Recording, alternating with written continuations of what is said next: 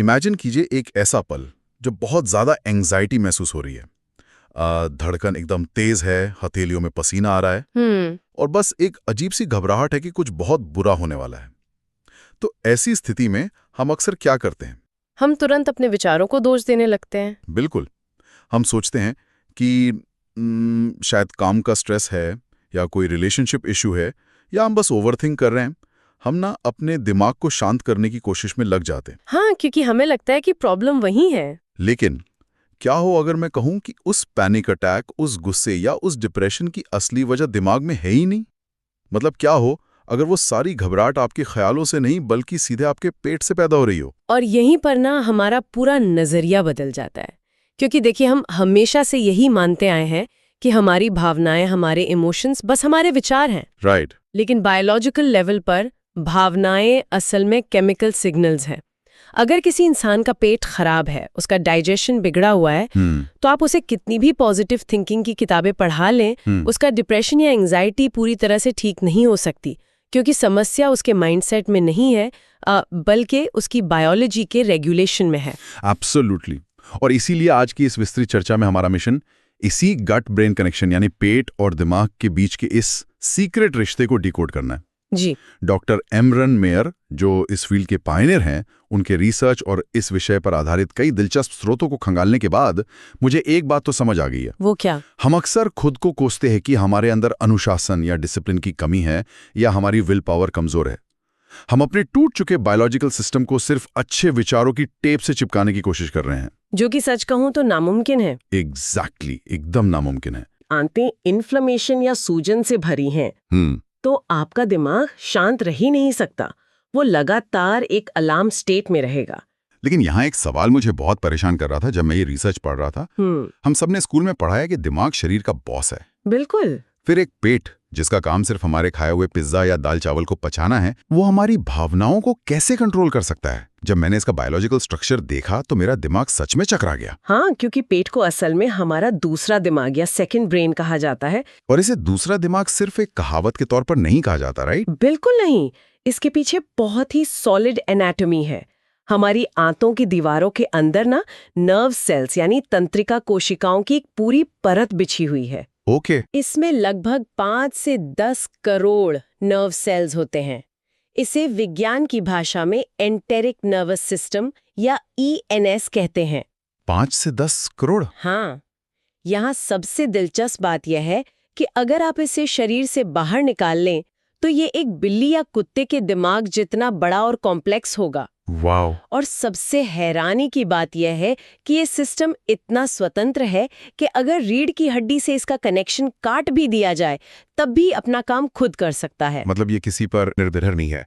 और डॉक्टर मायर की रिसर्च में जो एक डेटा पॉइंट था उसने तो मेरे होश ही उड़ा दिए। सेरोटोनिन वाला। हाँ, हम हमेशा सोचते हैं कि सेरोटोनिन, वो केमिकल जो हमें खुशी का एहसास कराता है, हमारे मूड को स्टेबल रखता है, वो हमारे दिमाग में बनता है। जी। डिप्रेशन की दवाइयां भी इसी सेरोटोनिन को दिमाग में बढ़ाने का काम करती हैं। लेकिन सच्चाई ये है कि शरीर का 90 से 95% सेरोटोनिन दिमाग में नहीं बल्कि हमारे आंतों में बनता है। एकदम सही पकड़ा आपने। ये तो मतलब अनबिलीवेबल है। और सिर्फ सेरोटोनिन ही नहीं, डोपामाइन का भी एक बड़ा हिस्सा वहीं बनता है। अब सवाल ये है कि पेट में बनने वाले ये केमिकल्स दिमाग तक पहुंचते कैसे हैं? राइट, कनेक्शन कैसे होता है? इसके लिए हमारे शरीर में एक बहुत बड़ा इंफॉर्मेशन हाईवे है जिसे वेगस नर्व कहते हैं।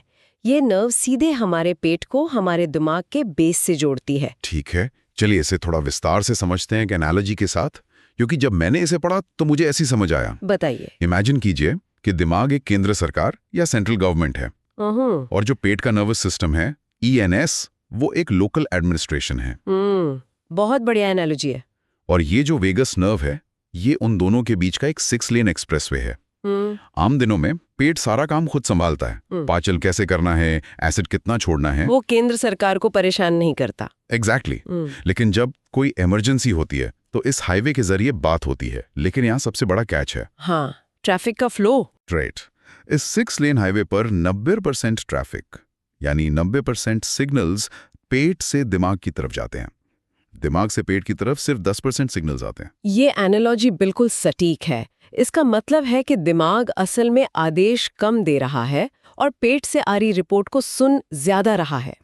दिमाग लगातार पूछ रहा है कि नीचे क्या चल रहा है, सब ठीक तो है? हाँ। और जो पेट जवाब देता है उसी के आधार पर दिमाग हमारा मूड तय करता है। एक सेकंड रुकिए, अगर ये बात सच है कि 90% डेटा पेट से ऊपर जा रहा है और पेट इतना स्मार्ट है कि अपना काम खुद कर सके, जी, तो फिर जब हम मानसिक रूप से थके होते हैं, ये चिड़चिड़े होते हैं, तो हम हमेशा अपनी सोच को ही क्यों ठीक करने में लगे रहते हैं? हम ये क्यों नहीं सोचते कि शायद इस हाईवे पर नीचे से कोई गलत मैसेज आ रहा है? क्योंकि हम इस हाईवे के असली मुसाफिरों को नहीं जानते। और यहीं से इस पूरी कहानी में ना हमारे गट माइक्रोबायोम की एंट्री होती है। ओहो, वो माइक्रोब्स। हाँ, वेगस नर्व के इस हाईवे पर असल में जो सिग्नल्स भेज रहे हैं वो हम इंसान हैं ही नहीं, वो हमारे पेट में रहने वाले खरबों सूक्ष्म जीव हैं। तो हम उन मास्टरमाइंड्स की बात कर रहे हैं जो असल में शो चला रहे हैं। मैंने पढ़ा कि इनकी संख्या 100 ट्रिलियन है। 100 ट्रिलियन बैक्टीरिया। जी हाँ। हमारी आंतों में इतने माइक्रोब्स हैं कि अगर आप उन सबका वजन तौलें तो वो लगभग 1.5 से 2 किलो होगा। लाइक लिटरली दिमाग के वजन के बराबर। बिल्कुल, दिमाग के वजन के बराबर। ये सिर्फ खाना पचाने वाले मजदूर नहीं हैं, ये बहुत ही सोफिस्टिकेटेड केमिकल फैक्ट्रीज हैं। हम जो भी खाते हैं ये उसे प्रोसेस करते हैं और ऐसे न्यूरोट्रांसमीटर बनाते हैं जो सीधा वेगस नर्व के जरिए दिमाग को बताते हैं कि खुश रहना है, एंग्जाइटी में रहना है या उदास होना है। और एक चीज जो मुझे बहुत डरावनी लगी वो ये कि इन बैक्टीरिया की प्रोग्रामिंग जन्म के समय ही शुरू हो जाती है। हाँ, early life programming. Doctor mayor ने बताया है कि बच्चा कैसे पैदा होता है, सी सेक्शन या नॉर्मल डिलीवरी, यहाँ से माइक्रोबायोम बनना शुरू होता है। जी। और शुरुआती 3 सालों में अगर माँ बहुत तनाव में है या खानपान ठीक नहीं है तो वो स्ट्रेस बच्चे के गट माइक्रोबायोम को हमेशा के लिए प्रोग्राम कर देता है। इस प्रक्रिया को ना एपिजेनेटिक्स कहते हैं। इसे थोड़ा गहराई से समझते हैं। एपिजेनेटिक्स का मतलब है कि डीएनए का कोड तो नहीं बदलता, लेकिन पर्यावरण उन जीन्स को ऑन या ऑफ कर देता है। मतलब बाहरी माहौल का असर होता है। बिल्कुल, मैं बता रही हूँ, अगर बचपन में बहुत स्ट्रेस रहा है तो पेट का नर्वस सिस्टम एक तरह से हाइपर अलर्ट मोड में लॉक हो जाता है, हमेशा खतरे के लिए तैयार। हाँ, ऐसे बच्चों का गट हमेशा खतरे के सिग्नल्स ढूंढता रहता है और जब वो बड़े होते हैं तो उन्हें छोटी छोटी बातों पर बहुत तेज एंग्जाइटी होती है। ये तो ऐसा है जैसे किसी ने शरीर के फायर अलार्म की सेंसिटिविटी इतनी बढ़ा दी हो कि अगर कहीं कोई माचिस भी जलाए तो पूरी बिल्डिंग का सायरन बजने लगे। एग्जैक्टली। और इस बात को साबित करने के लिए जो मैकमास्टर यूनिवर्सिटी का एक्सपेरिमेंट मैंने पढ़ा, सच कहूं तो उसने मुझे हिलाकर रख दिया। आप उस चूहों वाले एक्सपेरिमेंट की बात कर रहे हैं ना? हाँ, खासतौर पर वो फीकल ट्रांसप्लांट वाला हिस्सा। मैं इसे एक्सप्लेन करता हूँ। वैज्ञानिकों ने क्या किया कि कुछ ऐसे चूहे लिए जो बहुत ही शांत स्वभाव के थे और कुछ ऐसे लिए जो बहुत डरे हुए रहते थे। जब उन्होंने एंटीबायोटिक्स देकर उनके गट बैक्टीरिया को बदला तो उनकी पर्सनैलिटी बदल गई। शांत चूहे एंग्शियस हो गए। बिल्कुल। लेकिन असली धमाका तो तब हुआ जब उन्होंने डिप्रेशन से जूझ रहे इंसानों का मल, जिसमें वो सारे गट माइक्रोब्स थे, उसे लिया और जर्म फ्री चूहों के पेट में डाल दिया। और उसका जो नतीजा था वो मेडिकल साइंस के लिए एक टर्निंग पॉइंट था। उन जर्म फ्री चूहों में भी क्लिनिकल डिप्रेशन के लक्षण आ गए। सीरियसली? उन डिप्रेस्ड इंसानों जैसा हो गया जिनका माइक्रोबायोम उन्हें दिया गया था। क्या बात कर रहे हैं? मतलब ये कोई थ्योरी नहीं है, ये एक बायोलॉजिकल फैक्ट है। बिल्कुल। इसका सीधा सा मतलब ये हुआ कि हमारी पर्सनालिटी का एक बहुत बड़ा हिस्सा इन सूक्ष्म जीवों पर निर्भर है। बिल्कुल निर्भर है। लेकिन अगर ये इतने जरूरी हैं तो हम अपनी मॉडर्न लाइफस्टाइल से इन्हें कैसे बर्बाद कर रहे हैं? मैंने रिसर्च में लीकी गट और इन्फ्लेमेशन के दुष्चक्र के बारे में काफी पढ़ा। इस दुष्चक्र को समझना बहुत जरूरी है। देखिए, तनाव सिर्फ एक मानसिक एहसास नहीं है। जब हम स्ट्रेस में होते हैं तो शरीर में कॉर्टिसोल और नॉरएपिनेफ्रिन जैसे स्ट्रेस हार्मोन्स की बाढ़ आ जाती है। राइट। अब यहाँ सबसे हैरान करने वाली बात यह है कि हमारे पेट के बैक्टीरिया के पास इन हार्मोन्स को सेंस करने वाले रिसेप्टर्स होते हैं। वेट, मतलब मेरे पेट के बैक्टीरिया को पता चल जाता है कि मैं तनाव में हूँ? बिल्कुल पता चल जाता है।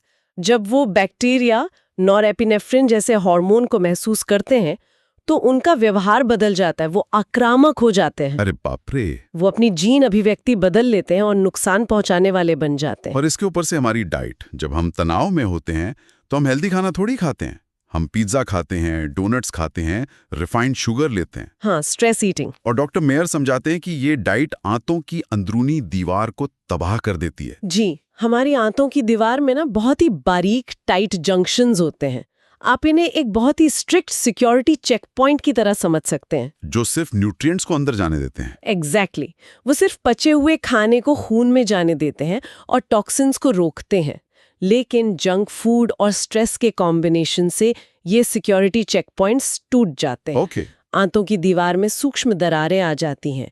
इसे ही लीकी गट कहते हैं। और एक बार लीकी गट हो गया तो जो कचरा, जो टॉक्सिन्स पेट के अंदर से फ्लश आउट हो जाने चाहिए थे, वो रिस कर सीधे हमारे खून में मिल जाते हैं। और जब वो टॉक्सिन्स खून में आते हैं तो हमारा इम्यून सिस्टम पागल हो जाता है। उसे लगता है कि शरीर पर कोई बहुत बड़ा हमला हुआ है। वो ओवररिएक्ट करता है। बिल्कुल, वो उन टॉक्सिन्स को मारने के लिए पूरे शरीर में इन्फ्लेमेटरी मॉलिक्यूल्स भेजता है। इससे पूरे शरीर और दिमाग में एक लो ग्रेड इन्फ्लेमेशन या सूजन पैदा हो जाती है। इसे मेटाबॉलिक टॉक्सीनिया भी कहते हैं ना? हाँ, एकदम सही। रिसर्च में एक बहुत ही पावरफुल लाइन थी, सूजा हुआ शरीर, अस्थिर दिमाग। मतलब जब हमारा दिमाग इस इन्फ्लेमेशन के सूप में तैर रहा होता है तो हमारी दुनिया को देखने की नजर ही बदल जाती है। अगर हम इसे व्यापक संदर्भ से जोड़ें तो यही इन्फ्लेमेशन हमारी प्रतिक्रियाओं को बदल देता है। जो ईमेल आम दिनों में सिर्फ एक नॉर्मल सवाल लगता, सूजे हुए दिमाग के साथ वही ईमेल एक पर्सनल अटैक लगने लगता है। छोटी छोटी समस्याएं पहाड़ जैसी लगने लगती हैं।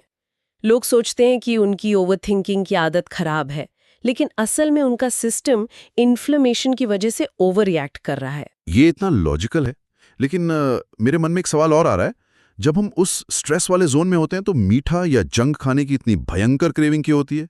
क्या इस बायोलॉजिकल दुष्चक्र को बिना किसी दवा के तोड़ा जा सकता है? देखिए, वो क्रेविंग असल में आपकी नहीं होती, वो आपके उन गट बैक्टीरिया की होती है जो शुगर पर पलते हैं। वाओ। जब तनाव होता है तो वो बैक्टीरिया वेगस नर्व के जरिए डोपामाइन का लालच देकर आपके दिमाग को हाईजैक कर लेते हैं।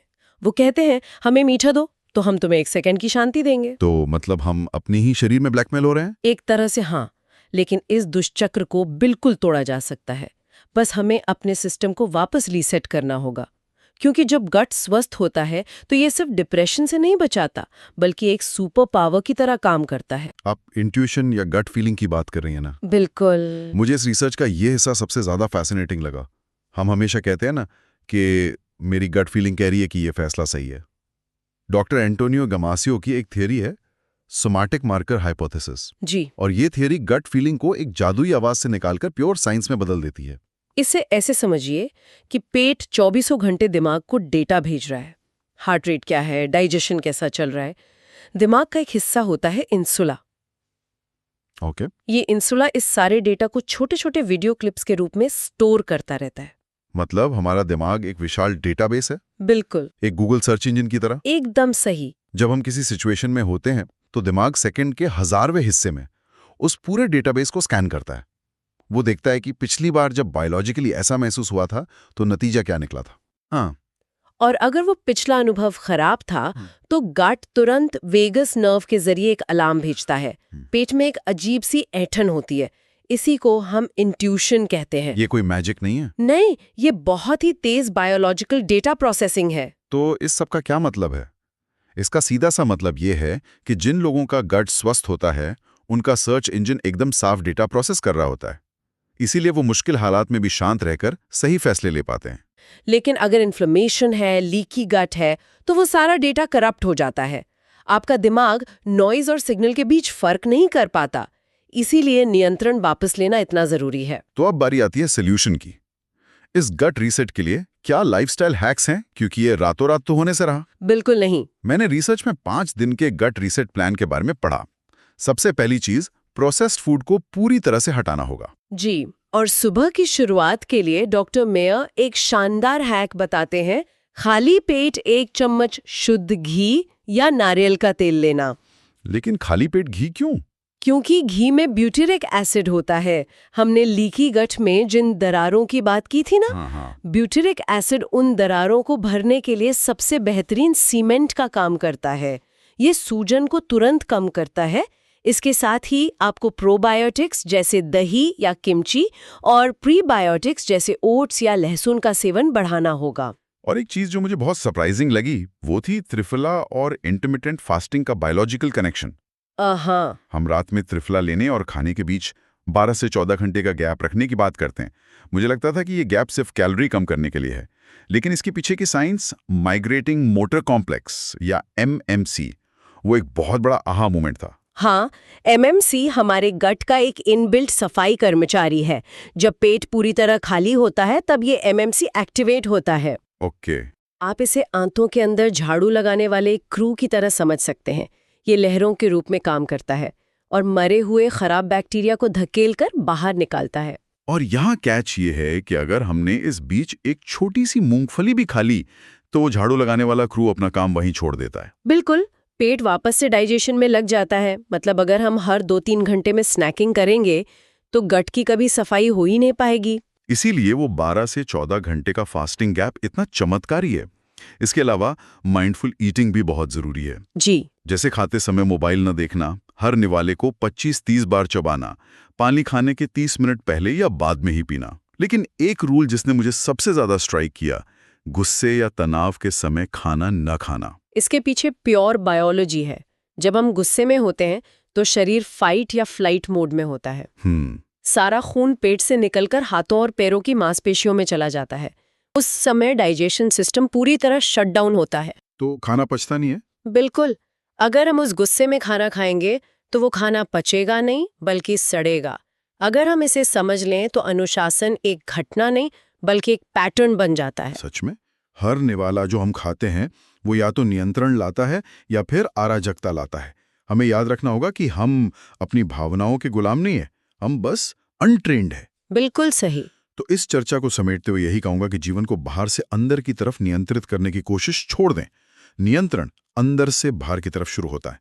जब तक पेट ठीक नहीं होता, दिमाग को शांत नहीं किया जा सकता। एकदम सही बात है। लेकिन इन सारी बातों को समझने के बाद मेरे दिमाग में एक बहुत ही गहरा सवाल लटका हुआ है जिस पर पहले चर्चा नहीं हुई। वो क्या है? अगर हमारी आंतों में रहने वाले खरबों बैक्टीरिया हमारे मूड, हमारे डिप्रेशन, यहाँ तक कि हमारे गट फीलिंग वाले फैसलों को इतनी गहराई से कंट्रोल करते हैं, तो क्या हम इंसानों के पास वास्तव में अपनी कोई फ्री विल या स्वतंत्र इच्छा है, या फिर हम सिर्फ इन सूक्ष्म जीवों द्वारा चलाई जा रही एक उन्नत मशीन है जो वही कर रही है जो हमारे पेट के बैक्टीरिया हमसे करवाना चाहते हैं? वाओ, ये तो बहुत ही गहरा और सोचने पर मजबूर कर देने वाला सवाल है। बिल्कुल। और मैं चाहता हूं कि सुनने वाले लोग आज इसी सवाल के साथ जाएं, इस पर विचार जरूर कीजिएगा। आज की इस विस्तृत चर्चा में बस इतना ही।